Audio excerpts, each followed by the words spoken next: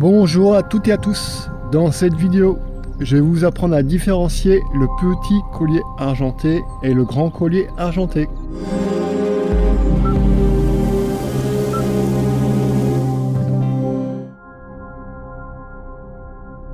Quand les ailes sont ouvertes, sur l'aile antérieure du petit collier argenté, la tache noire est proche du chevron noir.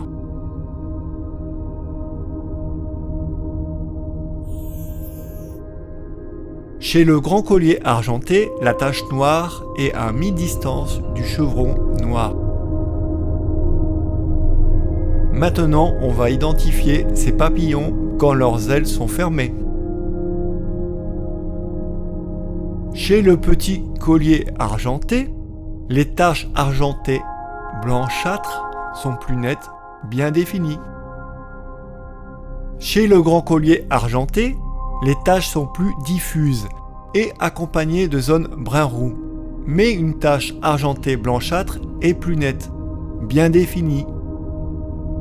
Le grand collier argenté est, comme son nom l'indique, légèrement plus grand que le petit collier argenté. Les plantes hôtes pour les chenilles sont les violacées. Le petit collier argenté, qui est généralement plus commun, vole au printemps et en été. On le trouve dans les prairies humides, les clairières et les zones herbeuses. Il est particulièrement menacé par le drainage des milieux humides et la disparition des prairies au profit d'une culture intensive. Le grand collier argenté, qui est souvent observé un peu plus tôt dans la saison, on le croise dans les milieux forestiers, les lisières et les zones boisées. La gestion des sous-bois est très importante pour lui.